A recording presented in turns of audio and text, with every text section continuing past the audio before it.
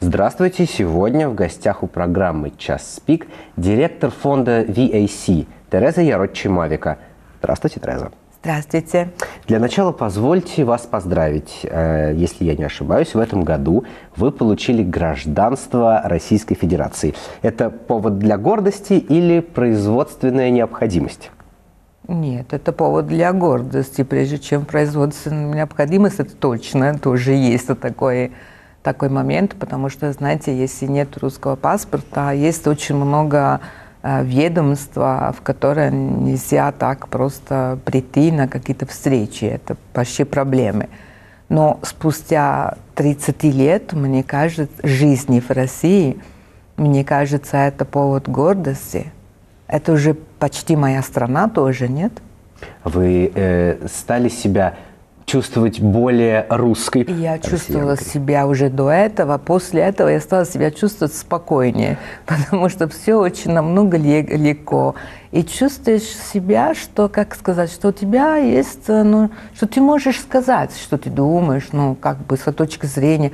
Они будут на тебя смотреть, говорят, ты-то иностранка, и ничего не знаешь. Знаете, мы делали такой проект об иностранцах, которые делают бизнес в России. И все они в один голос говорят, что нам, иностранцам, здесь легче. К нам особое отношение. Русские очень любят иностранцев. А теперь вы гражданка России. Не боитесь, что вы потеряете такое особое отношение к вам? К сожалению, акцент я не потеряла, поэтому, видимо, и отношения не потеряю. Но да, действительно есть хорошие отношения к иностранцам, это есть.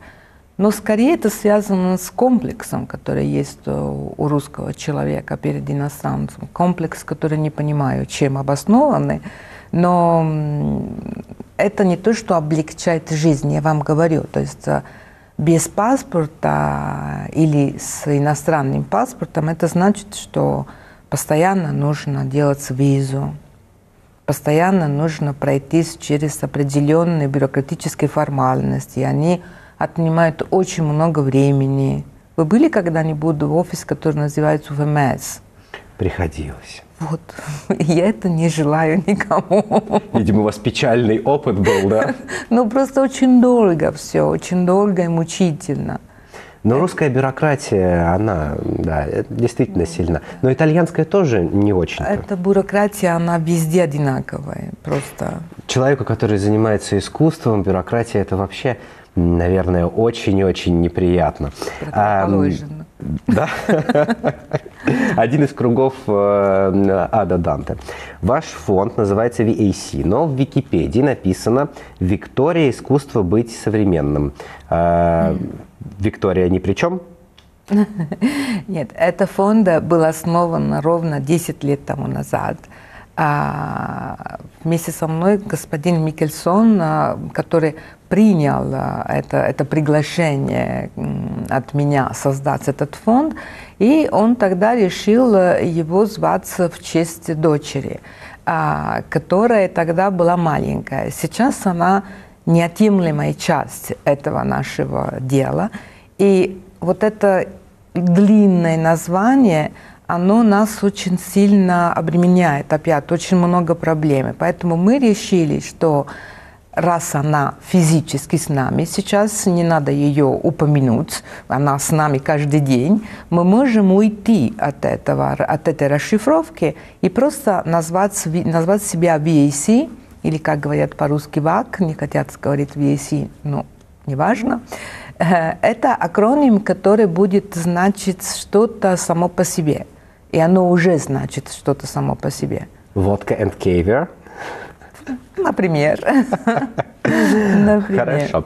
К современному искусству. Американский художник, знаменитый Альберт Штернер, как-то сказал: современного искусства нет. Есть просто искусство и реклама. Как бы вы прокомментировали статус знаменитого художника и чем же занимаетесь вы, исходя из нее? Я с ним абсолютно согласна. И когда слышу от людей, что «Ой, я не люблю современное искусство», я все время думаю, надо сейчас найти в себе силы и начинать разговаривать, смотреть человека в глаза и спросить, а какое искусство вы любите?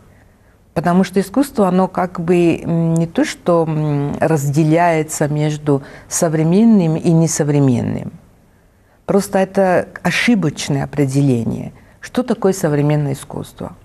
Это искусство, которое говорит на языке, на котором мы с вами можем понять, на языке, который мы можем декодифицировать. Да?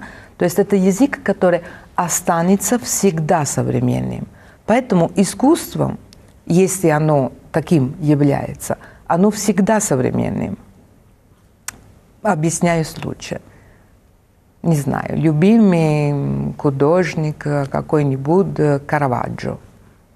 Вы бы не говорили, что он современный? Ну, Караваджо без времени. Это его работы вечные. Это удобнее ответ. Вот именно, это про вечность. Это вот это определение современность, которое хочется обозначить, что это только искусство, которое делается сегодня. Но если это искусство делается сегодня и говорит на языке сегодняшнего дня, но уже завтра оно не актуально, оно как бы исчерпает из себя силу. Искусство, оно является таким, когда он сможет проектироваться и дальше, когда художник способен изобретать свой язык, новый язык каждый раз. Ну, понятно, что и Пикассо, и Караваджо, и Микеланджело когда-то были современным искусством, и когда-то, может быть, даже были спорным. Но главная претензия обывателей к современному искусству, ее можно часто услышать, да это мазня, я тоже так могу. Ну, вот, например, ты не сделал. Картина Ротко, да, красный, синий, белый. Ну, это, казалось бы, просто прямоугольники. Однако она была продана примерно там за 20 миллионов долларов или за какую-то там баснословную сумму.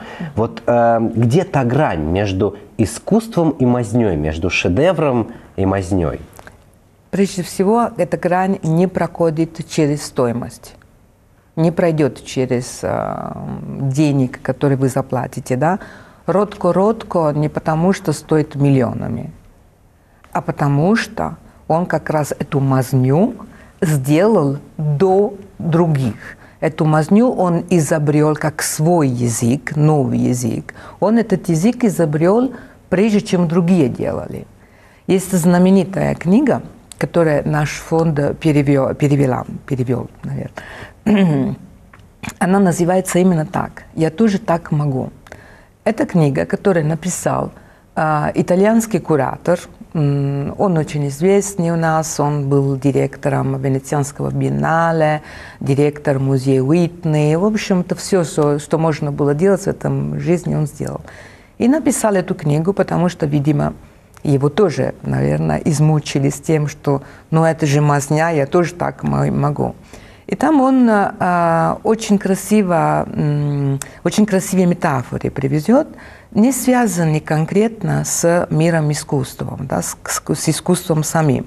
И говорит, ну вот когда мужчины собираются у себя дома смотреть на футбол, все орут на этих игроков. И говорят, ну идиот, ну почему ты не так сделал, ну так надо было сделать. Все лучше, чем того, который там на поле. Но ведь же он на поле, не вы. Поэтому история искусства – это одна цельная история. Это один цельный рассказ. С начала до сегодняшнего дня. Нужно читать этот рассказ. Нужно понять, что то, что человек, художник делает сегодня, оно обязательно связано с тем, что было сделано когда-то, обязательно ссылается на вчера и проектируется на завтра. При этом рождается именно сегодня. Вот оно и есть современность. Вы говорили об этой истории. Я пережил вот это ощущение, когда я был в Барселоне в музее Пикассо. Я впервые увидел ретроспективу его живописи, начиная с 14-летнего возраста и заканчивая его уже довольно пожилыми работами, когда он был в возрасте. И вот эти 14-летние его работы, ну, это Рембрандт, это нечто невероятное с художественной точки зрения, с точки зрения сложности выполнения, с академической точки зрения. Как вы считаете, современные художники, они должны проходить академическую школу? Если он не прошел и не умеет рисовать так же, как рисовали Рембрандт и Караваджо, может ли он быть великим художником сегодня? Мир, который вокруг художника сегодня, далеко не похож на мир, который был вокруг Рембрандта, да? Поэтому сейчас речь идет уже давно не о том, чтобы уметь нарисовать. Во-первых, нам нужно с вами договориться о том, что происходили какие-то революции, какие-то переломные моменты в этой истории, когда менялись какие-то коды. Раньше не было фотографии, потом появилась фотография. Раньше не было кино, потом появилось кино. И так далее, да, и можно и другие примеры. Поэтому представьте себе, что если раньше нужно было уметь нарисовать, хорошо нарисовать, для того, чтобы репрезентировать мир, для того, чтобы красивый закат остался запечатленный. Потом пришла фотография, потом пришел iPhone. Сейчас все могут себе запечатлеть вот это, да, правильно? Закат этот, да. Закат. Но пока еще мы не поняли, как эмоции свои передать, да, через iPhone. Ну, то есть запечатлять это одно, а трансформировать это в продукт искусства – это другое, в результат, в художественный результат, да, это другое. Поэтому здесь нужно понять, что это не просто какая-то техника. Это очень четко произошло вот этот переломный момент, когда вот в начале 1900 с чем-то господин Марсель Дюшан, художник во Франции, взял и перевернул историю искусства таким жестом. То есть он внес в историю искусства, внес как новый язык, внес вот именно жест. Что он сделал? Он взял писсуар, который не знаю, как называется по-русски. Так и называется. Писсуар, да. Привез его в галереи, в музей, в территорию, где легитимируется искусство, и говорит: раз я, художник, это сделал, это и есть искусство. С того момента вот начинается то, что называется искусство после философии. То есть искусство, которое не связано только с репрезентацией, с простым рисунком, а связано с идеей, которая есть за этим рисунком. То есть техника теперь уже не так важна, не нужно так долго учиться? Да, я не знаю, наверное, я очень примитивно это пытаюсь объяснить на своем примитивном языке. Но надеюсь, четко, именно так. Да, техника сейчас в мире, когда вот любой может запечатлять закат или может снять роды своего ребенка, понимаете, или что угодно. Зачем? Какая техника? О чем? Да, техника, она важна, потому что важно знать историю искусства. Важно понять, как это все развивалось. И это важно, чтобы художники знали. А насколько важно имя? Вот смотрите, там, величайшие художники 20-го столетия, Ван Гог, Гоген, они умерли безвестными и, в общем-то, никому не нужными. Имя создал рынок. Да? Рынок создает имя. Наверное, вы об этом сейчас хотите говорить, о том, что вот есть, не знаю, Джефф Кунс, который стоит по 100 миллионов, и все знают, что Джефф Кунс – это художник. Почему образуется имя и когда оно происходит? И сегодня кажется, что оно происходит, пока художник живой, пока художник это делает, потому что пользователей этим стало намного больше, чем раньше. Раньше Ван Гог рисовал для очень маленького круга людей. Понимаете, то есть это пользователь, как сказать по-русски, по-моему, пользователь, да, это человек, которому этот продукт был доступный. Но мы говорим о времени, когда кто мог бы на это смотреть? Какие-то богатые люди. Но подождите, но Рембрандт умер в достатке, если бы он не вложил слишком много денег в тюльпановую компанию, он все равно был безумно популярным художником. Да, но это бывало и с музыкантами, это бывало. Это была не практика, да. И сегодня есть очень много художников, которые, в принципе, огромные художники, и про которые, наверное, вы и не слышали. Но вы знаете, в России, например, я считаю, по крайней мере, мое мнение, да, есть художник, которому мы посвятили как фонд первый проект, который мы сделали. Как только мы создались, мы пошли в Музей современного искусства на Гоголевский бульвар и сказали, у нас есть проект, мы хотим делать ретроспектива Андрея Монастырского. Вы слышали это имя? Да, конечно. Вот это очень хорошо. Вы думаете, все в стране слышали это имя? Нет, не все. Нет. А вклад Андрея в развитие искусства, не российское искусство, он огромный.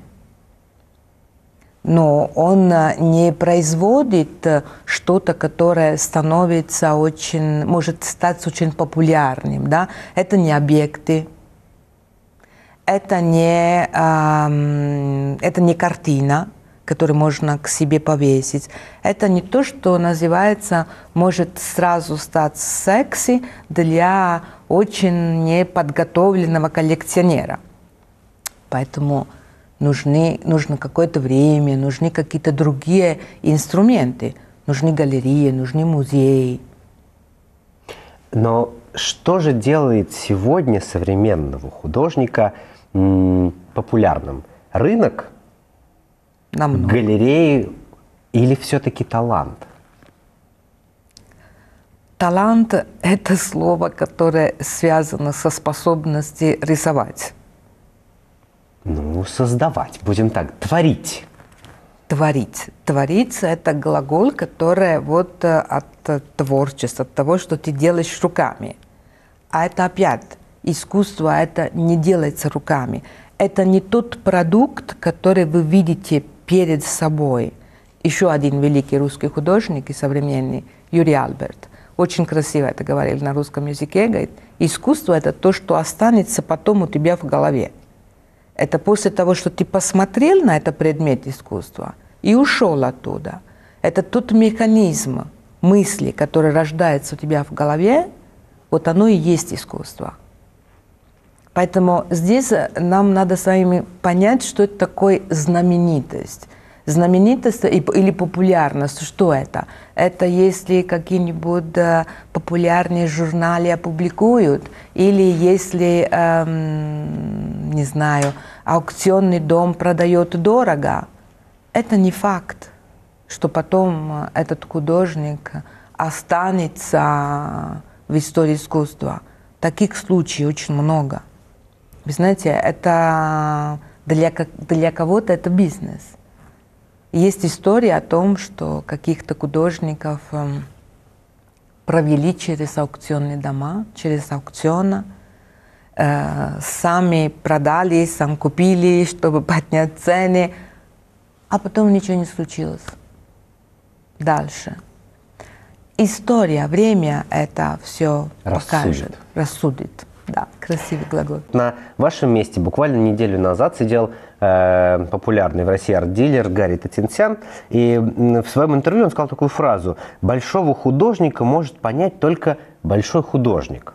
То есть, как вы считаете, согласны ли вы с этим заявлением, и считаете ли вы, что посетители галерей не понимают тех больших художников, которых выставляете вы или там любой другой музей?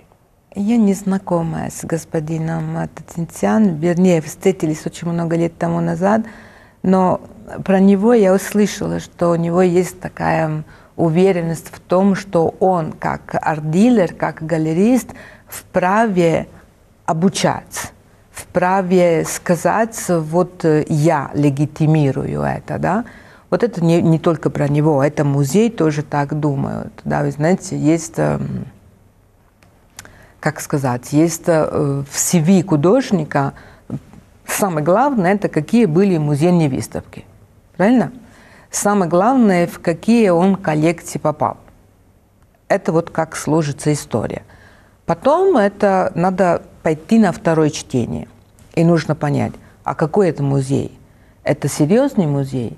Или это музей, который принимает подарки, который сдает в аренду свое помещение на какие-то выставки? А эти коллекции, это коллекции, которая собрана по какому-то серьезному принципу, по какой-то экспертизе, или просто по принципу того, а мне это нравится, я это куплю. Могу себе позволить и куплю. Знаете, критерий-то много, но они все сводятся к тому, что надо к этому относиться серьезно. И я думаю, что любой человек может понять хорошего художника. Это вопрос не художника, а вопрос человека. Насколько человек открытый для этого. Я вам это говорю сейчас, вы же знаете, да, мы реставрируем ГЭС-2. Мы скоро откроемся, и в центре города появляется 40 тысяч квадратных метров, на которые люди могут гулять, знакомиться с искусством, не знакомиться, делать все, что хотят. Да? Но там где-то есть искусство. И вот у меня это очень важная как бы задача. Как делать так, чтобы люди, которые не обыватели этого, которые этому неинтересно, как они говорят, да, ну, это мне как-то неинтересно. Как делать так, чтобы им стало интересно? Ведь это не может быть, что это неинтересно. Потому что иначе значит, что тебе неинтересна жизнь. Это наш мир, это наша жизнь, это то, в чем мы живем. А не может быть, что тебе интересно кино, а не интересно визуальное искусство, или не интересуешься балетом. И если ты человек, который полноценно хочет жить в своем времени, ты должен открыться. Это просто вопрос открытия себя, любопытства. Вот подойти и спросить: подожди, я что-то не понял. А вот это я точно тоже мог бы делать сам. А почему он это сделал? Что за этим стоит? Вот нужно задавать себе вопросы. А что вы, как директор фонда, как галерист, делаете для того, чтобы заинтересовать вот тех самых людей, которые считают, что им не близко современное искусство? В прошлом году открылась выставка в Манеже. И я пошла на это открытие, и там, вы знаете, на открытии всегда очень много людей, выставка сложная, там были все как бы домики, это была выставка отчетная выставка театра. И я заходила как-то тихо в одной комнатушке, в другой, и вдруг наткнулась на женщину, то есть я захожу, и она выходит оттуда. Она мне говорит: вообще не заходите, такой ужас. Я говорю: а что? Почему? Она мне говорит: это вообще все тут так некрасиво. Я говорю: а в каком смысле? А что вы искали? Да? Что это красиво или некрасиво? Я говорю: я пришла посмотреть, если это интересно или неинтересно. И заводился разговор с этой женщиной. И это было интересно, потому что в какой-то момент она почувствовала мой акцент, и ей стало интересно, вот отвечаю на ваш вопрос, да? И мы начали говорить. Я говорю: я из Италии. И она мне говорит: ну, из Италии. Но это родина красоты. И я говорю: что вам там больше всего понравилось? Она мне говорит: ну, Капелла Систина. Я говорю: это про красоту? Это же страшный суд. Задумайтесь, это страшный суд. Это то, о чем мы не можем дотянуться. Это, вы помните эту? Конечно, помните, Сикстинская капелла. Да. Вот если там вот это маленькое пространство среди пальцев Бога и пальцев человека. Это про наше поражение как человечество. Это про красоту?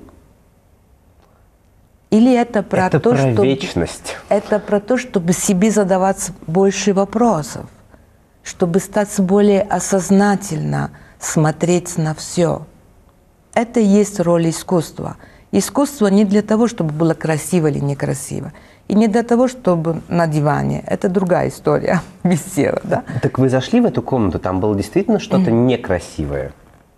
А я вот ее красоту мне не стало понятно. Она ушла оттуда с убежденностью, что я сумасшедшая, наверное. Но я к этому смирилась давно при том. Но я уверена, что все-таки вопрос о том, а что это такое красиво? Это как с кино. Что это такое красиво? Вы знаете, люди, которые говорят, ой, я хочу посмотреть такое кино, на которое могу расслабляться. Просто посмотреть там, ни о чем не думать. Окей. А какое это имеет отношение к искусству? К искусству никакого. Но красивое кино – это вот Соррентино. Это красивое кино. Бертолуччи. Да. Это красивое кино. Сразу итальянские фамилии. Да. Но... Но ведь же это не о том, чтобы ни о чем не думать. Ну, конечно, нет. А красивое кино – это не о том, чтобы ни о чем не думать. Это наоборот. Так оно и есть искусство. Искусство – это не о том, чтобы ни о чем не думать. А о чем думаете вы, когда готовите очередную выставку, когда выбираете того, кто будет выставлен в вашей галерее? Когда мы делаем выставки, и когда мы будем делать выставки, мы никогда не исходим от того, кого мы будем выставлять. Потому что это дело, которое занимается галерея, которая продает художника. Вот они выбирают художников. Мы выбираем темы, мы выбираем вопросы. Выставка – это что такое? Выставка – это некий такой маршрут через искусство, маршрут, через которого вы идете, и на который с помощью искусства вы для себя что-то раскрываете. Размышления на тему. Да, вы себе открываете какие-то темы. И мы ищем ту работу или того художника, который занимается этой темой, и который может нам помочь развернуть эту тему. Это очень важная разница. Если ты не делаешь ретроспективу художника, когда ты просто хочешь показать вот с начала до конца, чем он занимался, да, потому что тебе кажется, что это важно, что это какая-то часть, плоскость там, темы, которые очень важны на сегодняшний день.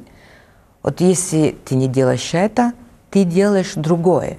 Ты как институция, как музей, как выставочное пространство, не знаю, как вы хотите это назвать, ты делаешь свой вклад. Ты ставишь повестку. Это и есть культурная повестка. Вы знаете, мы сейчас недавно организовали первую свою пресс-конференцию, на которой вот объявили, что через год откроется ГЭС. И мы поступили как раз немножко так, революционно. Потому что мы не стали говорить, а вы знаете, а мы тут вам покажем сначала вот этого, потом другого, потом третьего. Он говорит, нет, мы хотим с вами, с публикой, с художниками, с кем угодно, мы хотим говорить об этом, на эти темы. И давайте как-то совместно это делать.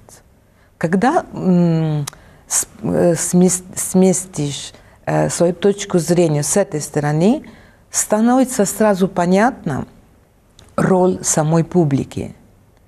Если ты покажешь просто художника, и тебе просто важно показать каких-то горячих имен, да, вот это очень модно, давайте покажем. Я что делаю? Я делаю такой жест, в моем видении, по крайней мере, очень не открытый к публике. Я говорю, вот тебе продукт, приходи и посмотри. А я говорю, нет, у меня есть вопросы. Есть вопросы, есть пожелание узнать, что вы, публика, на это думаете. Как мы можем это вместе делать. Я это рассказываю, потому что произносила слово «музей». И знаете, что 3 года тому назад я говорила, что ГЭС не будет музей. И с того момента меня атакируют со всех сторон и спрашивают, а если не музей, это что? что? Да, это что? А я не знаю это слово, наверное, этого слова нету, или, может быть, даже слово «музей», но только мы даже не понять, что это такое. Пространство, художественное пространство. Я пошла дальше, я сказала, что это городское пространство. В случае ГЭС это 100% городское пространство. И могу объяснить, почему. Потому что ГЭС – это электростанция бывшая. Гидроэлектростанция, видимо. Электростанция государственная или гидроэлектростанция – это огромное пространство, закрытое по определению. Это пространство, в которое вы, публика, не можете прийти. Правильно? Это рабочая атмосфера, рабочая среда. Без пропуска не пустят. Не пустят. А в тот момент, когда Леонид Викторович Микельсон решил выкупить эту электростанцию, чтобы реализоваться это революционный проект, мы совершили эту интересную операцию, мы открывали, мы откроем, как сказать, мы возвращаем эту электростанцию на карту города. То есть того места, которое там не было, для людей, оно появится. Не знаю, вы... Я понимаю. То есть она наконец-то появилась на карте для людей, а не как просто закрытый некий объект. И когда вот я начала тогда с людьми говорить об этом, и мне спрашивают, а где это? Я говорю, как, на Болотной набережной, там на ос, там электростанция? Я говорю, да, за Ударником. Говорят, а да, там между Ударником и Октябрем есть электростанция. 2 красные трубы, красно-белые, вот эти как раз оттуда. Они были красно-белые. Уже нет? Они будут другого цвета. Вы перекрасите это все, наверное, идеи архитектора Ренцо Пьянцо, да? Да. Мы это потом их перекрасим. Но суть в том, что мы, возвращая это место на карту города, мы становимся городским пространством. Но мы будем принадлежать этой территории. Я все-таки не понимаю разницу между музеем и городским пространством. Там же будут выставки, будут же работы художников, будет размышления на тему. Чем же все-таки это отличается от какой-нибудь галереи или там, Пушкинского музея? Пушкинский музей сейчас как раз тоже очень сильно модифицируется, очень сильно меняется. Да? Вы знаете, есть такая международная организация всех музеев мира. Это называется ICOM.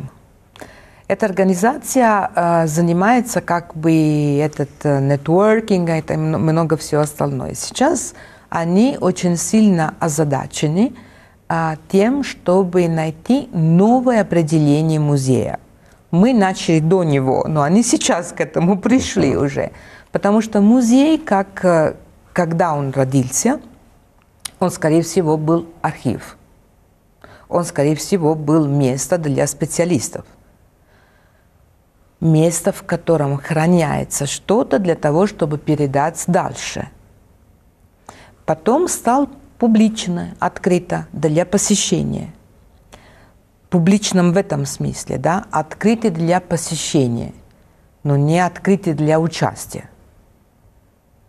А вот мне кажется, мы пришли уже к этому, что должно быть открытый для участия. Нужно найти свой способ участвовать в этой жизни.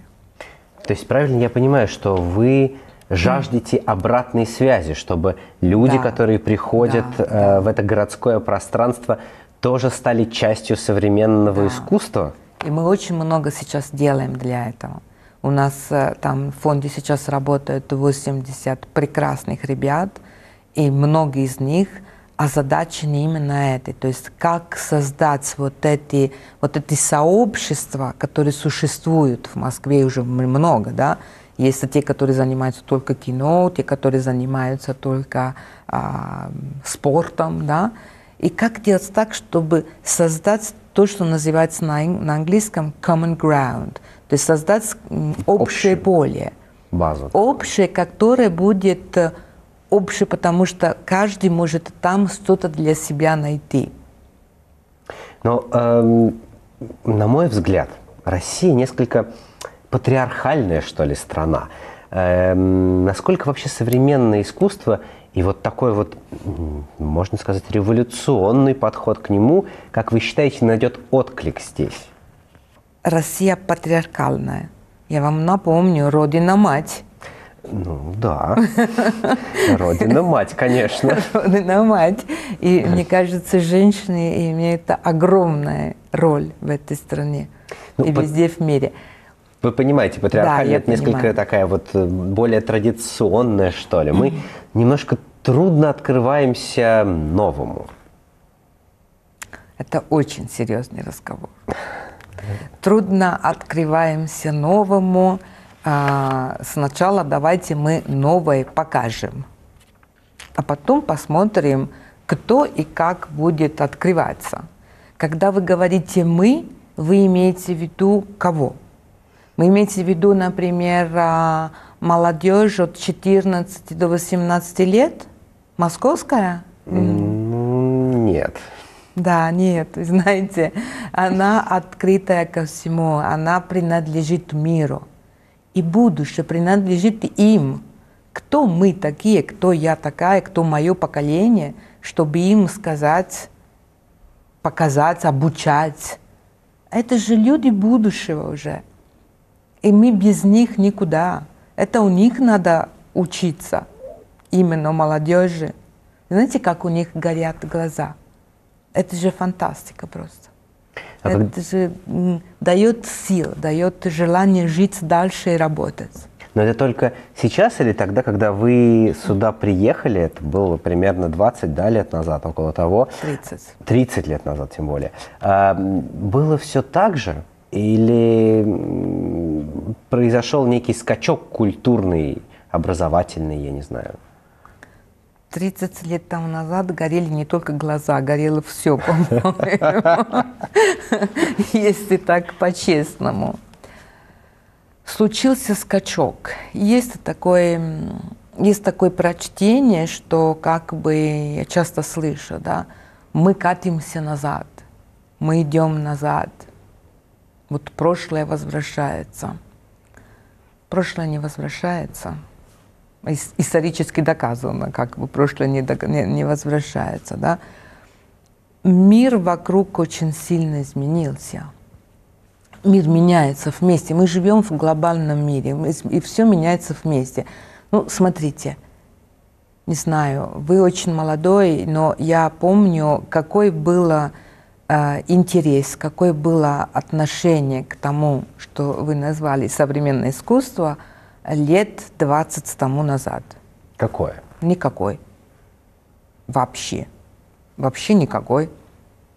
Было там 3 галереи, были какие-то там, какие выставки были, где они проходили и кто на них ходил. Если мы говорим сейчас о визуальном искусстве, да, о выставке, как вы хотите. Очень, где были коллекционеры, что было там у нас? 20 лет тому назад, по-моему, даже еще не было даже арт-Москва. Это ярмарка была такая, да? А где мы сегодня? Мы сегодня с вами сидим здесь, обсуждаем эти темы, потому что, я уверена, вам интересны, ваша аудитория интересна. И я знаю, сколько молодых ребят ждет, пока мы откроем ГЭС, и не только молодых. Это же будет огромный ресурс для города. Огромный. Вы сказали очень интересную фразу, что тогда никакое было отношение 20 лет назад. А что же вас тогда заставило заниматься всем этим, если отношение было никакое? Ну, во-первых, я человек очень любопытный и очень упорный. Во-вторых, не то, что никакое отношение не значит, что не было художников или не было людей. Художники были, но и интереснейшие художники были. Вы знаете, я приехала сюда в 1989 году. В 1988 уехал Кабаков. Вот он же был. Был. А кто на него обращал внимание? Маленькая группа друзей, специалистов. Ну, другие были времена, другие были обстоятельства, да? Нравы. Да. Ему пришлось уехать для того, чтобы все о нем узнали. Сегодня это уже не совсем так. Сегодня диалог, он существует. Мы открылись 10 лет тому назад, и мы начали работать прежде всего в Венеции. В Венеции, потому что там происходит биеннале современного искусства. Каждые 2 года весь мир, который занимается каким-то образом современным искусством, туда приезжает. Поэтому в поиске какой-то площадки, на которой показывается молодое русское искусство, это было как бы неизбежный выбор. Надо было туда поехать и миру это показать. И мы начали это делать. Мы начали и продолжали упорно это делать, организовали выставки. Сначала было, не говорю сложно, но было как-то, было любопытно, потому что мы делали какие-то эксперименты, выставки 2 художников. Один откуда-то там из Европы, из Америки, неважно, да, но очень известный. Там, тут все коллекционеры, там, «Жажда», там, во всех музеях и так далее, да. И один русский, молодой, приблизительно такого же возраста, который работал приблизительно в такой же технике, на такие же темы. И это было гениальный ход на самом деле, потому что случилось, что весь мир Открыл Россию. Приезжал туда на это известное имя, естественно, да, ну, то есть там, не знаю, Павел Алтамер и Анатолий Смоловский. Сейчас это такой пример странный, потому что Анатолий Смоловский, здесь все знают, это один из самых главных художников современности. Но все равно, или следующая выставка была, например, Марк Дион и Арсений Жиляев. Арсений был и есть парень из Воронежа. В тот момент, ну, очень маленький круг людей знал, чем он занимается. А Марк Дион, это, как сказать, просто один из 10 важных художников, просто очень музейный художник, очень важный художник. Это не художник аукциона, не художник рынка, это просто художник, да, большой. И вот на выставку приехало очень много людей. Они все приехали посмотреть Марк Дион. И там нашли тоже Арсений Жиляев. И я никогда, честное слово, не забуду, для меня это был один из самых значимых моментов, когда вот приехала пресса иностранная, и Марк взял этих журналистов и повел их сам на экскурсию через все работы Арсения. Вот сегодня Арсений Жиляев принимает участие на разные биеннале, на разные выставки, о нем знает очень много людей. Механизм работает. Надо просто работать. У меня такое сложилось впечатление, что это было немножко самопожертвование. Начать раскачивать вот этот вот лодку в России современного искусства. Но ведь были же много других стран, где не надо было ничего раскачивать, где уже все и так было достаточно раскачано. Почему же все-таки в Россию вас притянуло? Ну, я сюда не приехала из-за современного искусства. В этом есть маленький предлог. Я сюда приехала совсем с другими целями. И на какое-то совсем другое время. Мысль была о том, что должна была находиться здесь 3-4 месяца, не больше того. Я политолог. Вы советолог, я читал. Советолог, да. Есть такое слово. Не знаю, если существует это слово на русском языке. Советолог и кремлинолог. Удивительно. Попахивающими офисами ЦРУ какие-то слова. Нет, нет, этого не было. Нет, советолог это, ну, просто я когда начала учиться в университете, еще был Советский Союз. Так и что мне делаться? Уже старая. И еще существовала такая специализация. Это были люди, которые изучали мир в том раскладе, в котором он был тогда, да? В этом дуополе, в этом двуполярном мире. Двуполярный мир, да. И при том, что мы, живя там, могли изучать этот мир только оттуда или через второго полюса, да? Как бы сюда нас не приглашали.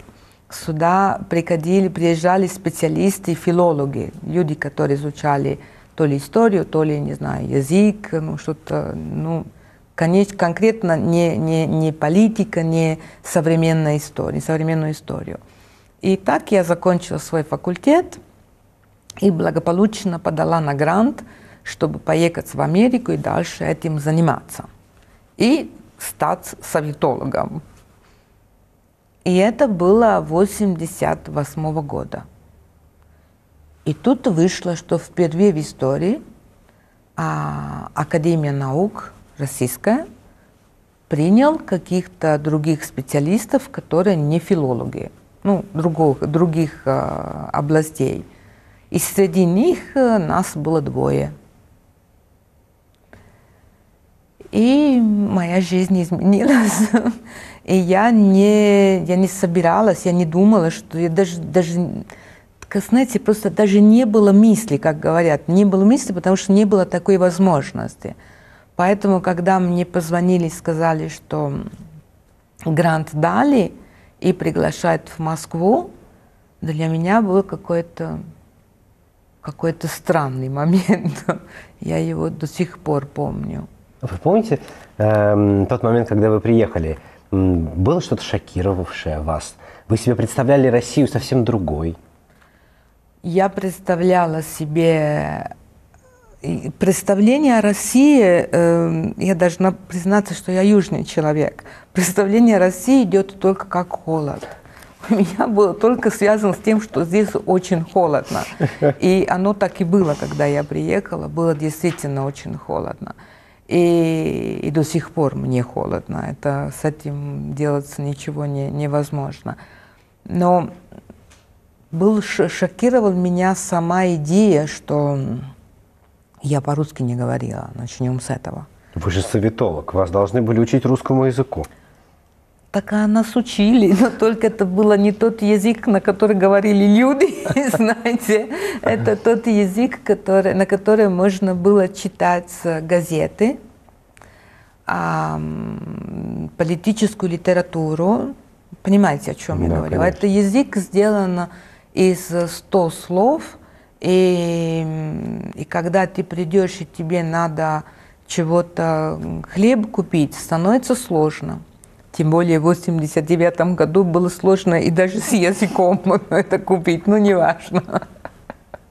Поэтому было сложно, но было чрезвычайно интересно. Как вашу жизнь изменило знакомство с Леонидом Михельсоном? Радикально. Как я говорю Леониду, я обожаю этого человека. Я ему все время, когда шучу, говорю, что он мне дал пожизненный срок. В том смысле, что до того знакомства я жила в Москве временно. То есть я приехала как бы на грант, который должен был длиться 9 месяцев.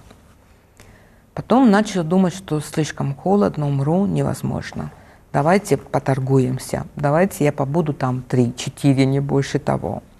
Потом приехала и поняла, что здесь какая-то ненормальная энергия. И давайте я побуду еще 1 год, еще 2, 1, 2. Но все временно. Я все равно была оттуда, и туда должна была приехать обратно в какой-то момент. Я ничего практически не делала для этого, но существовала какая-то ретро-мысль, что оно рано или поздно случится. А потом мы познакомились с Леонидом. Я продолжала какое-то время думать, что да, вот это рано или поздно случится. Сейчас мы откроем Венецию, будет шикарная история в Венеции, я вернусь к себе, буду жить там и буду показывать всему миру самых лучших, хороших художников в России, будем устраивать вот эти диалоги, вот эти выставки и так далее. И все было хорошо. А потом один день он мне сказал: а ты знаешь что? Это так круто. Надо что-то делать в Москве. И мы нашли ГЭС-2. И я поняла, что я тут и живу уже. Живу, и буду жить до конца. И вот как раз в этом году вы получили гражданство. Да, вот видите. Ну, то есть прекрасно закольцевалась история.